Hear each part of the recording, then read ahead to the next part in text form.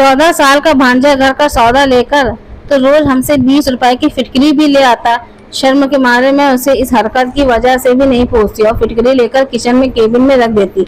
1 महीने बाद किचन में फिटकरी का ढेर लग गया। आखिर इन दिन उस भांजे को बुलाकर उसकी वजह से पूछी तो मेरे होश उड़ गए। उस रात मेरे 14 साल के भांजे ने दर्द से मेरा बुरा हाल था। मेरी ऐसी हालत थी कि मुझे घर का कोई काम भी नहीं हो रहा था। सारा घर बिखरा था, बर्तनों का ढेर एक तरफ जमा था, किचन में दूसरी तरफ मेरे कपड़े धोने को पड़े थे। यह सारे काम अगर मैं थोड़ी ही देर में कर लूं तो भी मसला नहीं था, लेकिन मसला तो सारा खाने का था। खाना बनाना यह ऐसा काम था जो मुझे हर वक्त पर करना होता था, हर हाल में, चाहे कितनी भी तकलीफ हो क्यों ना। मैं इस घर में अपने पति के साथ रहती थी। मेरी शादी को काफी समय गुजर चुका था, मगर मेरी औलाद की तरफ तरस रही थी। मेरे पति ने रिपोर्ट्स भी सही नहीं थी, जिसकी वजह से वह भी खामोश थे, वरना अब तक तो हवा भी मुझे छोड़कर दूसरी शादी कर चुके होते। मेरी सास तो यह बात मानने की हुई तैयार नहीं थी कि दिक्कत मुझ में नहीं उसके बेटे में है। उसकी ज्यादा भी दिक्कत नहीं थी और थोड़ी बहुत दवा से ठीक हो सकते थे, लेकिन मेरे पति को एक हिचक थी कि डॉक्टर झूठ बोलते हैं, मैं बिल्कुल ठीक हूँ। मैं भी चुप हो जाती। जिंदगी यूं ही गुजर रही थी कि मेरे पति सुबह काम पर चले जाते और शाम को देर से वापस आते। मैं सारा दिन घर में अकेले रहती। घर का सामान भी मैं खुद ही लेकर आती। मेरे पति इस तरह का कोई काम नहीं करते थे, बल्कि वह मुझे बात ही नहीं करते। न जाने कि उनके दिमाग में क्या चल रहा था, वह क्या चाहते थे, मुझे आज तक समझ में नहीं आ रहा था। वह बिल्कुल खामोश रहते थे। उनके अंदर में राज किसी को बताना नहीं चाहते थे, शायद अपनी पत्नी को भी नहीं। लेकिन इतना ही तो मैं समझ गई थी कि वह औलाद की वजह से परेशान है, मगर कभी जाहिर नहीं किया। शायद अंदर ही अंदर वह खुद को कसूरवार समझते थे। लेकिन कुछ समय में मेरी तबीयत खराब रहने लगी थी। तभी मैं नीचे अजीब सा दर्द उठा था, तो 2-3 दिन महीने तक तो यह दर्द हल्का था, लेकिन अब बढ़ता जा रहा था। सुबह को मुझे इतना दर्द नहीं होता था, लेकिन जैसे ही शाम को होती थी दर्द बढ़ता जा रहा था। फिर मेरे लिए बिस्तर से उठना भी मुश्किल होता जा रहा था। मैंने 2-3 दफा अपने पति से अपनी तबीयत का जिक्र भी किया, लेकिन उन्होंने मेरा ध्यान नहीं दिया। मैं भी खामोश से दर्द बर्दाश्त करती रही। दर्द की गोली खा लेती तो थोड़ा सा आराम मिल जाता था, लेकिन फिर वही दर्द शुरू हो जाता था। मेरी सबसे बड़ी परेशानी यह थी कि मुझे औलाद नहीं थी। अगर मैं बीमार पड़ जाऊं तो मेरा ख्याल रखने वाला कोई नहीं था। मेरे पति बीमार होते तो मैं उनका ख्याल रखती, लेकिन अगर मुझे सर दर्द भी हो जाए तो कोई मैं पानी देने वाला भी नहीं होता था। एक दिन अचानक दूसरे शहर से मेरी बड़ी बहन आ गई। वह किसी रिश्तेदार की शादी में आई थी और वापसी पर मेरे घर में भी आ गई, तो वह मुझे देखकर परेशान हो गई। शाम का समय था और मेरा दर्द बढ़ता जा रहा था। जब दरवाजे पर बैग बजी तो मैं इतनी हिम्मत नहीं थी कि मैं उनका दरवाजा ही खोल लेती, लेकिन शाम के वक्त मेरे पति आए थे, इसलिए मुझे उठना ही पड़ा। मगर सामने अपनी दीदी को देखकर मैं बहुत खुश होने के साथ साथ हैरान भी थी। दीदी न जाने कब से बेल बजा रही थी। आते ही कहने लगी, तुमने दरवाजा इतनी देर में क्यों खोला? मैंने उन्हें ठंडा शरबत पिलाया और अपनी सारी राम कहानी सुनाई। उन्होंने देखा कि दर्द में मेरा रंग पीला पड़ गया है। दीदी ने जब मेरी सारी कहानी सुनी तो सोचने पड़ गई। फिर मुझसे कहा कि मैं जल्दी में हूँ, मेरी ट्रेन की टिकट है और मुझे हर हाल में अभी निकलना है। पीछे मेरा घर, मेरा पति और मेरे बच्चे ना होते तो मैं जरूर तुम्हारे पास रुक जाती और तुम्हें डॉक्टर के पास ले जाती, लेकिन मैं भी मजबूर और नहीं रुक सकती। दीदी ने ऐसा कहा और फिर अब उन्हें एक ख्याल आया। उनके साथ उनका 14 साल का बेटा दीप भी था। दीदी ने मुझे कहा कि मैं दीप को तुम्हारे पास छोड़कर जा रही हूँ, तुम इसके साथ डॉक्टर के पास चली जाना। रिक्शे से या तुम्हारा ख्याल भी रखेगा, तुम्हारा काम भी करेगा। अभी इसकी जून जुलाई की छुट्टी है तो उसका स्कूल का भी मसला नहीं है और इसके कपड़े बाद में भेज दूंगी। अभी तो यह 2 जोड़े हैं ही साथ लाया है। मेरी बहन मेरे लिए फिक्रमंद थी, इसलिए अपने बेटे को मेरे पास छोड़कर चली गई। पिछली बार जब मैंने अपने भांजे को देखा तो वह 10 साल का था और आज वह अच्छा खासा बड़ा हो चुका था।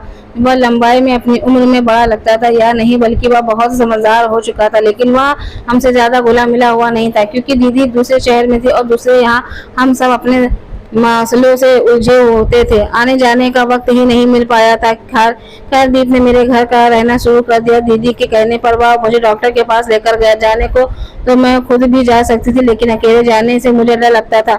मेरा घर बस्ती में था, थोड़ा दूर था, इसलिए आने जाने में काफी वक्त लगता था। मैं दोपहर में दीप के साथ रिक्शे में बैठकर चली गई। कोई 35 मिनट का सफर तय करने के बाद बेचारा आ गया। काफी देर बाद मेरा नंबर आया तो मैं दीप के साथ ही डॉक्टर के पास जाकर चली गई। डॉक्टर साहिबा ने दीप को एक तरफ बैठने को कहा। वह चुपचाप दूर बैठ गया। डॉक्टर ने मेरा अल्ट्रासाउंड किया और एक अजीब सी बीमारी बताई। डॉक्टर ने कहा यह ऐसी बीमारी है जो बढ़ती उम्र के साथ औरत को लग जाती है। 100 में से 10 औरतों को यह बीमारी होती है। इस बीमारी में 2 तरह की तकलीफ होती है। एक तो इसमें औलाद का होना बहुत मुश्किल है, दूसरा दर्द बहुत होता है। इस बीमारी को डायग्नोस्टिक कहते हैं। अगर और औरत को पहले से औलाद होती तो फिर वह अपनी बच्चेदानी निकलवाकर इस तकलीफ से जान छुड़वा लेती है।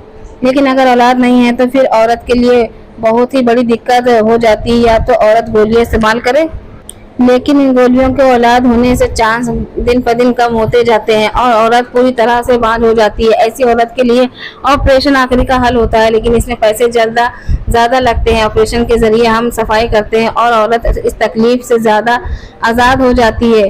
क्योंकि आपको औलाद नहीं, इसलिए आपको गोलियां का मशवरा नहीं दूंगी, ऑपरेशन कर लूंगी। इसके लिए आप 1 लाख रुपए जमा करवा दें। ऑपरेशन के बाद आपका दर्द से जान छूटेगी और भगवान ने चाहा 2 औलाद भी हो जाएगी। 1 लाख रुपए का सुनकर मुझे तो सांप ही सूंघ गया। वह महंगाई के दौर में अपना पेट भरना ही मुश्किल हो रहा था, तो मैं 1 लाख का बंदोबस्त कहाँ से करती। मैं बिना कुछ कहे खामोशी से उठकर वहां से चली आई। सारे रास्ते गर्मी की तपिश और टेंशन के दबाव में वजह से मेरी हालत तो खराब होती गई। शाम को हम घर पहुंचे तो मैं बहुत ज्यादा उदास थी, दर्द भी बहुत बढ़ गया था। दीप ने मेरी हालत देखी तो मुझसे कहा कि अब आप आराम करें, मैं आपको दवाई देता हूँ। दीप ने मुझे बहुत दर्द की गोली और पानी दिया और लेट गई। लेकिन मेरे दिमाग में यही था कि खाना बनाना है, घर में काफी काम है। मैं दर्द में भी आराम नहीं कर पा रही थी। शाम की चाय भी बनानी थी। उन्हें सोचों में गुम थी कि दीप के चाय का कप लेकर मेरे कमरे में आया। उसने मेरे सामने चाय रखी और खामोशी से वापस चला गया। मैंने चाय पी तो मेरे दर्द में कुछ आराम मिला। मैंने पहले ही सुना था कि पेट का दर्द हो तो कोई भी गर्म चीज पीना चाहिए। मुझे याद आया कि किचन में बर्तन पड़े हैं धोने के लिए। मैं आराम से उठकर किचन की तरफ गई तो देखा दीप ने बर्तन धो दिए हैं। मैंने हैरानी से उसकी तरफ देखा तो उसने कहा कि मुझे आदत है, मैं माँ की भी काम में मदद करवा दिया करता था। उसको खाना बनाने की जरूरत नहीं है, मुझे पैसे से दे, मैं बाजार से खाना ले आता हूँ।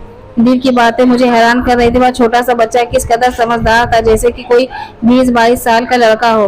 कुछ बच्चे वक्त से पहले ही समझदार हो जाते हैं, दीप भी उन्हीं में से एक था। मैंने कहा कि नहीं, मेरे बच्चे पति बाजार का खाना नहीं पसंद करते, मुझे हर हाल में घर पर ही खाना बनाना है। तुम बस मुझे सामान लाकर दे दो। मैंने उसे पैसे दिए, वह सौदा लेने चला गया। थोड़ी देर बाद वापस आया तो मैंने सामान चेक किया, वह सब पूरा था, लेकिन एक अजीब सी चीज थी जो सामान में साथ थी।